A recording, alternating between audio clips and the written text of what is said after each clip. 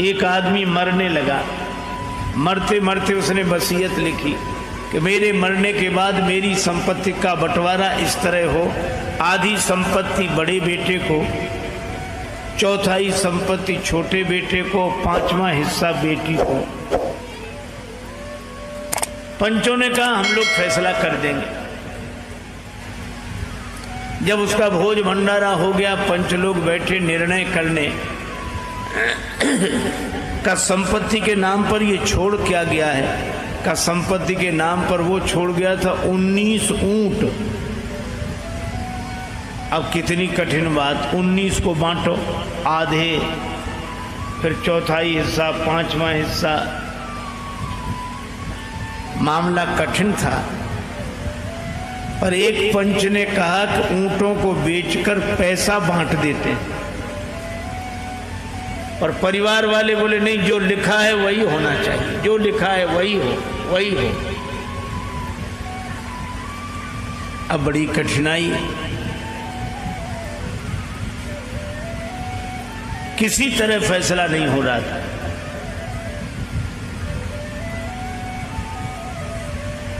संयोग की बात, एक आदमी अपने ऊंट पर बैठा निकला और उसने देखा कि 19 ऊंट खड़े हैं।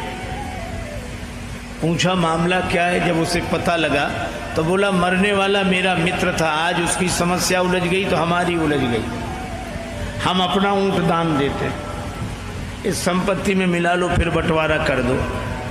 अच्छा, जब उसने अपना ऊंट दिया तो ऊंट कितने हो गए, कितने हुए? 20।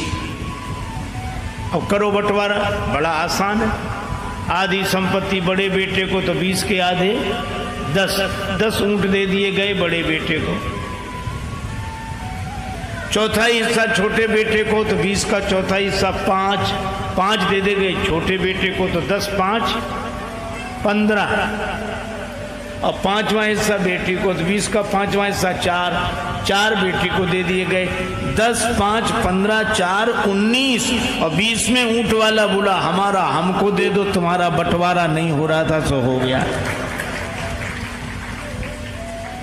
अब आप देखो 20वां बटा भी नहीं और 20वें के बिना बंटवारा हुआ भी नहीं। तो यही परमात्मा की स्थिति है कि जिसके बिना कुछ होता नहीं है वह कुछ नहीं होता है। अविगति की गति कहत न आवे, पूर्णमदः पूर्णमिदं पूर्णात् पूर्णमुदच्यते पूर्णस्य पूर्णमादाय पूर्णमेवावशिष्यते। अब जरा हिसाब लगाओ। हालांकि इस हलचल में हिसाब लगाना थोड़ा कठिन होता है, लेकिन कोई बात नहीं।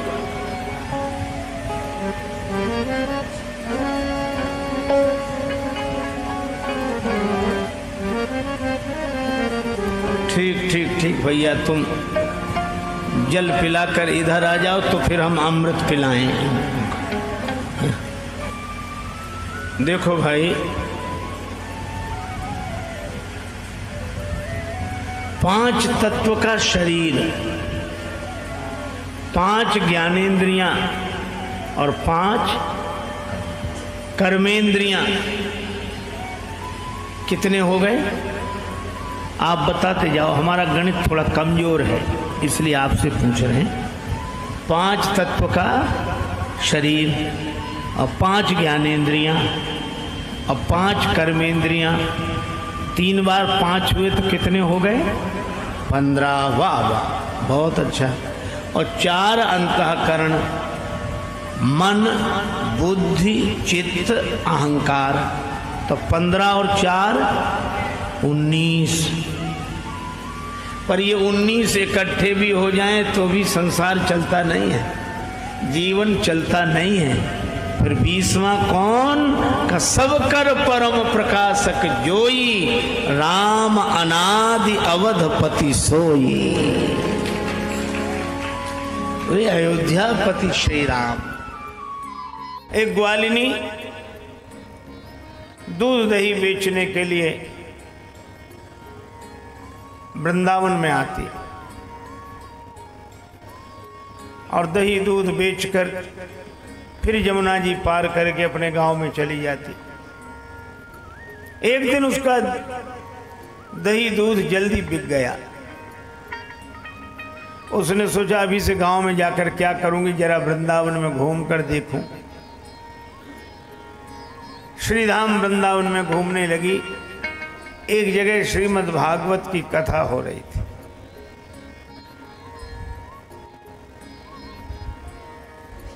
श्रीमद् भागवत की कथा में बैठ गई। बड़े भाव से भगवत चरित्र श्रवण करने लगी। तब तक व्यास जी ने कहा, भटक रहे हो संसार में, कर कर भ्रष्टाचार, भवसागर से जीव यह कैसे जावे पार। तनवल धनवल बुद्धिबल, सरे न एक काम। एक बार मुख से कहो, जय श्री राधे श्याम।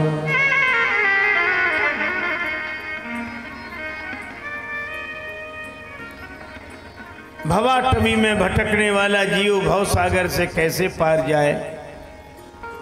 तनबल धनबल बुद्धिबल इनसे काम नहीं बनता। एक बार श्री राधे श्याम। श्रीमद् भागवत की कथा में यही कहा गया, हरेर नाम हरेर नाम हरेर नामैव केवलम, कलौ नास्तैव नास्तैव नास्तैव गतिर अन्यथा। एकमात्र भगवान नाम का उपाय है, नहीं कलि करम न भगति विवेकू। राम नाम अवलंबन। ग्वालिन ने सोचा कि जब भवसागर से जीव पार चला जाता है, हमें तो जमुना जी ही पार करनी है, तो नाव वाले को मैं 2 पैसे क्यों दूं। उस दिन वो नाव वाले घाट पर गई नहीं, सीधे पहुंच गई जमुना जी किनारे। और जमुना जी किनारे पहुंचकर उसने शुरू कर दिया, राधे श्याम राधे श्याम राधे श्याम राधे श्याम। कीर्तन करते हुए जा रहे अकेले। जमुना जी का तट आ गया तो भी राधे श्याम। उसने जमुना जल में चरण रखा, राधे श्याम। चरण जल में डूबा नहीं, तो दूसरा चरण भी रख दिया, राधे श्याम। अब वो और कुछ नहीं बोलती थी, चरण रखती जाए, राधे श्याम राधे श्याम राधे श्याम राधे श्याम। एक चरण रखे राधे श्याम, दूसरा चरण रखे राधे श्याम, राधे श्याम राधे श्याम राधे श्याम करते हुए जमुना जी पार कर गई।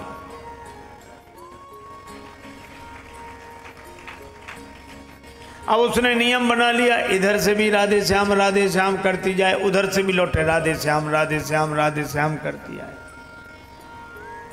4 पैसे बचने लगे उसे। 2 महीने बीते, कुछ पैसे इकट्ठे हो गए। उसने सोचा, जिन गुरुदेव ने इतना सुंदर मंत्र दिया है, उन गुरुजी का घर में बुलाकर पूजन करना चाहिए। गुरुजी को तलाशते हुए उनके घर पर पहुंची। व्यास जी के चरणों में प्रणाम करके कहा, महाराज कल हमारे यहाँ आपका निमंत्रण। व्यास जी बोले, जरूर चलूंगा।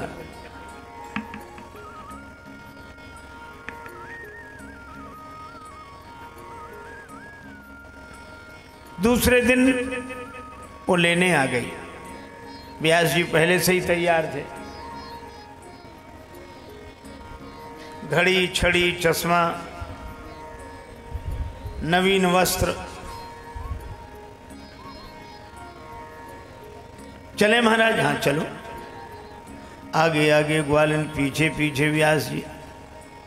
पर ग्वालिन नाव वाले घाट की तरफ न जाए, इधर ही जाए सीधे जमुना जी के तट पर। व्यास जी बोले बेटी नाव वाला घाट तो उधर है, महाराज आप इधर से ही आइए। व्यास जी ने सोचा कि इसने कोई वहां इंतजाम कर रखा होगा, छोटी मोटी डोंगी नैया का कुछ इंतजाम किया होगा।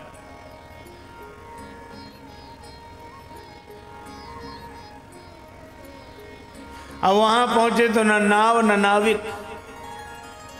वह कहने लगी राधे श्याम, राधे श्याम, राधे श्याम, राधे श्याम।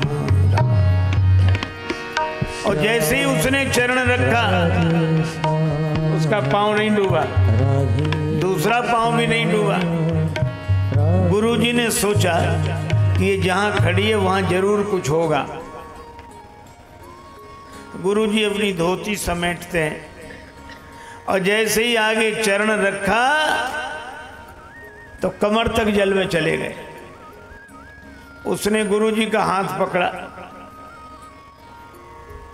अब गुरुजी कहते बेटी तू जहां चल रही वहां कुछ रखा है क्या?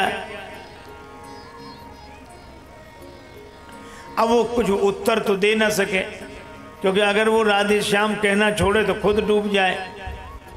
इसलिए वो यही बोली, गुरुजी बोलो राधे श्याम, गुरुजी बोलो राधे श्याम, गुरुजी बोलो राधे श्याम, गुरुजी बोलो राधे श्याम, गुरुजी बोलो राधे श्याम, गुरुजी बोलो राधे श्याम, गुरुजी बोलो बोलो राधे श्याम, गुरुजी बोलो राधे श्याम, बोलो राधे श्याम, गुरुजी बोलो राधे श्याम, गुरुजी बोलो राधे श्याम, गुरुजी बोलो राधे श्याम,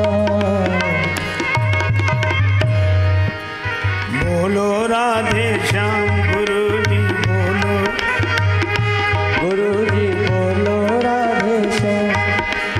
यमुना क्या भव सागर में भी, यमुना क्या भव सागर में भी, इसी मंत्र से काम गुरुजी बोलो राधे श्याम, गुरुजी बोलो राधे श्याम, गुरुजी बोलो राधे श्याम।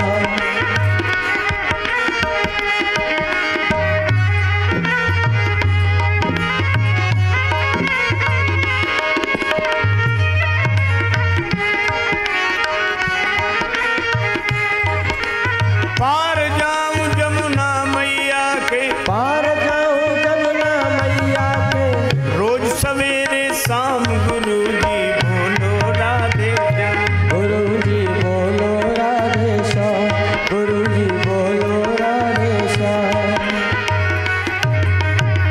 अब वो आगे आगे बढ़े, पीछे पंडित जी डुबकियां लगाते हुए।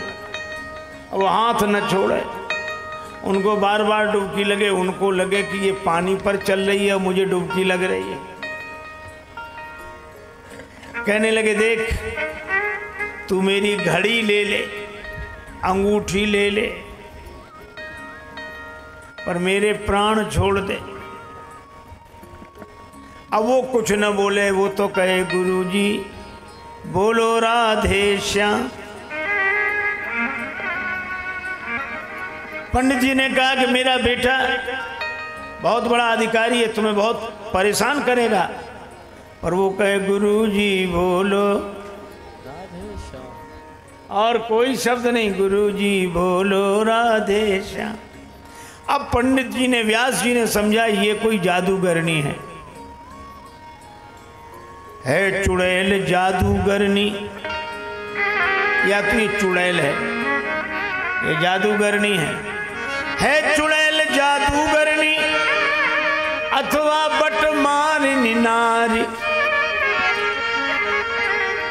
और यही सोचकर पंडित जी झट करने लगे पुकार। पंडित जी ने सोचा ही चुड़ैल जादूगरनी बट मारनी है, इससे बचाने का उपाय तो भगवान ही कर सकते हैं। तो पंडित जी बोले उबारो राधावर घनश्याम, उबारो राधावर घनश्याम, उबारो राधावर घनश्याम, उबारो राधावर घनश्याम, उबारो राधावर घनश्याम, उबारो राधा राधावर घनश्याम, उबारो राधावर घनश्याम, उबारो राधा राधावर घनश्याम, उबारो राधा राधावर घनश्याम, उबारो राधावर घनश्याम। गुरुजी बोलो राधे श्याम, गुरुजी बोलो राधे श्याम। व्यास जी कहते उबारो राधावर घनश्याम, ग्वालिन कहती बोलो राधे श्याम। गुरुजी बोलो राधे श्याम, गुरुजी बोलो राधे श्याम, गुरुजी बोलो राधे श्याम। दोनों पार हो गए। व्यास जी बहुत घबराए हुए, पता नहीं घर ले जाकर क्या करे। पर वह घर ले गई, नवीन वस्त्र दिए, व्यास जी ने स्नान किया, सुस्वाद व्यंजनों से भरा थाल आ गया, भोजन कराया, तिलक किया, आरती पूजा की। गुरुजी समझ गए कि पता नहीं ये खिला पिला के मारेगी, क्या करेगी। खिला पिला के मारेगी। लेकिन जब सब अनुकूल व्यवस्था देखी तो गुरुजी बड़े प्रसन्न हुए और उसने जब चरणों में प्रणाम किया दक्षिणा देकर, तब गुरुजी सोचने लगे कि बेटी, ये बीच में यमुना जी पार करते समय तुम्हारा पांव तो नहीं डूबा, मैं पूरा का पूरा डूब गया। क्यों?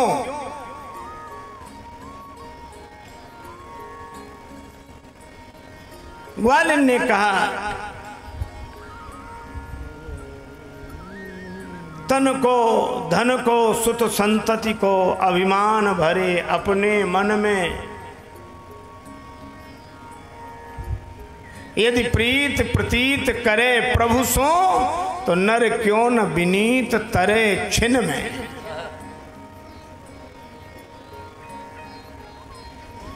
उस मंत्र ने पार किया। गुरुजी बोलो राधे श्याम। ये मंत्र बेटी तुम्हें कहां से मिला?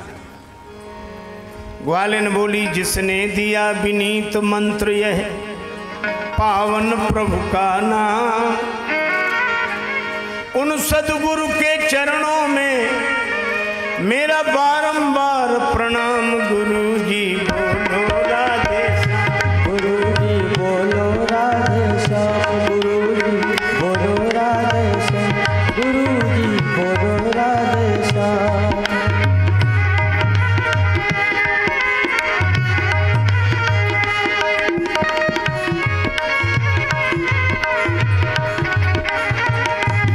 गुरुजी बोलो बोलो बोलो राधे श्याम, बोलो राधे श्याम, गुरुजी बोलो राधे श्याम, गुरुजी बोलो बोलो राधे श्याम, गुरुजी बोलो बोलो राधे श्याम।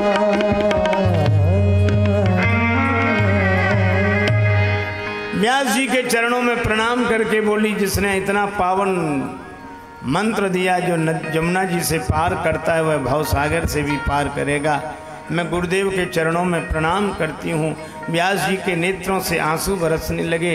व्यास जी ने कहा कि मैं तो लोगों से कहता रहा भगवान का नाम लो भवसागर से पार जाओगे, पर मैंने कभी नाम इस विश्वास से लिया नहीं। पर धन्य है देवी, तूने मुझे भगवान नाम आधार दे दिया, विश्वास मिल गया। यह है भगवान नाम की महिमा। तो भगवान की माया से बचने का उपाय, तुम पुनि राम राम दिन रात